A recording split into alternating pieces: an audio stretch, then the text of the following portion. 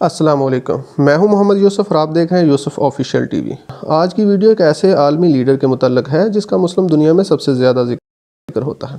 مسلمانوں پر کہیں بھی ظلم کی بات ہو، چاہے وہ کشمیر و فلسطین ہو یا عراق و شام، یا پھر ناموس رسالت کا معاملہ ہو، جس شخص کی آواز سب سے پہلے اور نمایاں سنائی دیتی ہے اور جو اپنا ووٹ ہمیشہ مسلمانوں کے حق میں استعمال کرنے کی کوشش کرتے ہیں، وہ ترکی کے موجودہ صدر اور سابق وزیر اعظم رجب طیب اردوان ہیں۔ وہ ایسا رویہ کیوں اختیار کرتے ہیں؟ کیا وہ صرف اپنی سیاست کو چمکانے کے لیے ایسا کرتے ہیں یا کوئی خفیہ پلاننگ ہے؟ کیا واقعی طیب اردوان خلافت عثمانیہ کو بحال کرنا چاہتے ہیں؟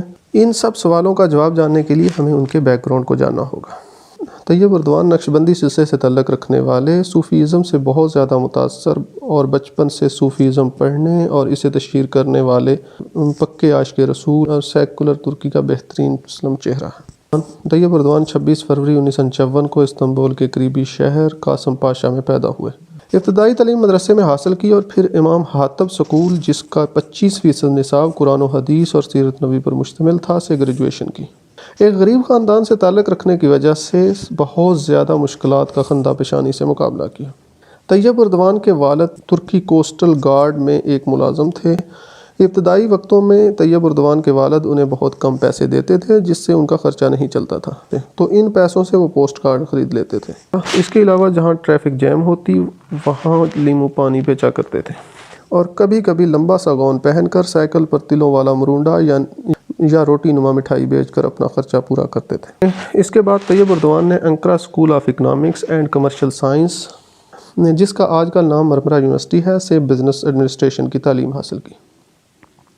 شروع سے ہی فٹ بال کا شوق تھا اور قاسم پاشا شہر میں ایک لوکل فٹ بال کلب کی طرف سے سیمی نیشنل لیول کے فٹ بال پلیئر رہے، لیکن والد کے فٹ بال سے منع کرنے کی وجہ سے اپنی اعلیٰ تعلیم مکمل کرنے کے بعد 1976 میں سیاست کا آغاز کیا، لیکن صوفیزم کی چھاپ ان کی شخصیت پر ہونے کی وجہ سے سیکولر ترکی میں ان کی جگہ نہیں بن رہی تھی، کیونکہ ہم جانتے ہیں کہ سلطنت عثمانیہ کی بنیاد اور ترویج و اشاعت میں صوفیزم اور صوفیہ کا بہت بڑا کردار اور صوفیزم کی بہت گہری چھاپ تھی، جس کی ایک جھلک ہمیں ڈرامہ ارطغرل غازی میں ایک بہت بڑے صوفی ابن عربی کی موجودگی سے ملتی ہے، جو لمحہ بہ لمحہ ارطغرل غازی کی رہنمائی اور مدد کرتے نظر آتے ہیں، اور یہی صوفیزم کی چھاپ ہمیں طیب اردوان میں بھی نظر آتی ہے۔ طیب اردوان 18 سال مسلسل اور انتھک کوشش کرنے کے بعد ایک اعلیٰ پائے کے مقرر بن گئے۔ وہ جہاں جاتے لوگ ان کے گرویدہ ہو جاتے اور ان کی بیگم کو دیکھ کر ترکی کی خواتین سکارف پہننا شروع ہو گئیں اور اسلام کی طرف مائل ہونے لگیں۔ 1994 میں طیب اردوان ویلفیئر پارٹی کے پلیٹ فارم سے استنبول کے میئر بنے اور استنبول کی قسمت بدل کر رکھ دی۔ وہی شہر جو قرضوں کی دلدل میں جکڑا ہوا تھا اور سڑکوں پر ہر وقت ٹریفک جیم اور لائن آف آرڈر کی حالت ابتر تھی، 4 سال کے مختصر عرصے میں اس کی ایسی تقدیر بدلی کہ اسے یورپ کے بہترین شہروں میں شامل کیا جانے لگا۔ 1998 میں ویرچو پارٹی میں شامل ہوئے۔ اسی دوران انہوں نے ایک ایسی نظم پڑھی جس کو کنٹروورشل قرار دے کر طیب اردوان کو جیل کی سلاخوں کے پیچھے بھیج دیا گیا۔ وہاں سے نکلنے کے بعد انہوں نے اپنی جسٹس اینڈ ڈیولپمنٹ کے نام سے ایک پارٹی بنائی۔ طیب اردوان کی مقبولیت کا اندازہ آپ اس بات سے لگا سکتے ہیں کہ 2002 میں ہوئے الیکشن میں ان کی پارٹی جیت گئی قانونی پابندی، لیکن طیب اردوان پر قانونی پابندی ہونے کی وجہ سے وہ وزیر اعظم نہیں بن سکے اور عبداللہ گولین کو وزیر اعظم بنا دیا گیا، اور بعد ازاں 2003 میں طیب اردوان سیکولر ترکی کے وزیر اعظم منتخب ہوئے اور 2014 تک وزیر اعظم اور پھر صدر منتخب ہوئے، اور پھر 2018 میں دوبارہ صدر منتخب ہوئے۔ اس تک وہ 2003 سے ابھی تک یعنی 2020 تک اقتدار میں ہیں اور ان کو کوئی ہرا نہیں سکا۔ اپنے اس طویل اقتدار میں جہاں انہوں نے سیکولر ترکی سے ہٹ کر ترکی کی مسلم سلطنت کے طور پر شان و شوکت میں اضافہ کیا اور وہاں ترکی کو قرضوں کی دلدل سے بھی نکالا اور ترقی کی راہ پر گامزن کیا۔ اقتدار سنبھالتے ہی ان کا سب سے مشکل فیصلہ عراقی جنگ میں ترکش فوجی نیٹو کے لیے نہ بھیجنا تھا، کیونکہ ترکی نیٹو کا ممبر ہے تو وہ اس کا پابند ہے کہ نیٹو کے لیے اپنے فوجی بھیجے۔ ترکی فوجی نہ بھیجنے کی وجہ سے ترکی کو بہت سی مالی پابندیوں کا سامنا کرنا پڑا۔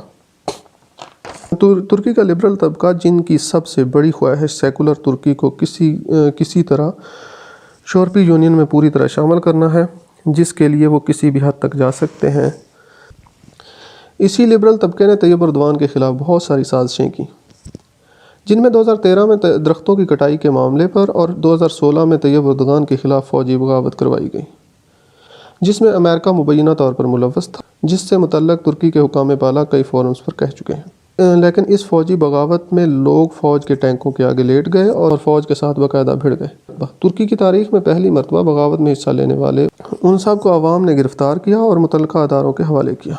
इसके बाद तैयब एर्दोआन ने एक ज़बरदस्त किस्म का तुर्की में मार्शल लॉ लगाने वालों के ख़िलाफ़ क्लीन अप ऑपरेशन किया और मिसाली सज़ाएँ दी। 2018 और 19 के लोकल इलेक्शंस में इस्तांबुल और अंकारा में हारने के बाद इनकी मकबूलियत में कुछ कमी आई। लेकिन तैयब एर्दोआन उस वक़्त न सिर्फ तुर्की बल्कि पूरी उम्मत मुसलमान के हर दिल अजीज़ लीडर बन गए जब उन्होंने आया सोफिया म्यूज़ियम, जो पहले मस्जिद हुआ करती थी, को दोबारा मस्जिद बना दिया, जिसे सल्तनत उस्मानिया के सुल्तान मोहम्मद तोएम ने बाज़ंतीनी ईसाइयों से ख़रीद कर चर्च से मस्जिद में तब्दील किया। फिर 500 साल तक ये मस्जिद रही, लेकिन अतातुर्क के सेकुलर तुर्की में इसे म्यूज़ियम बना दिया गया। लेकिन अल्हम्दुलिल्लाह अब ये फिर मस्जिद है। अब सवाल यह है कि अरब हुक्मरान तैयब एर्दोआन से क्यों खौफज़दा हैं और मौजूदा तुर्की की क्यों मुखालफत करते हैं।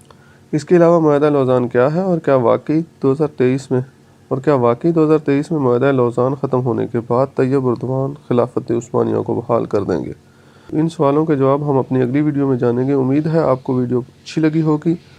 लाइक करें, सब्सक्राइब करें और दोस्तों के साथ शेयर करें। शुक्रिया।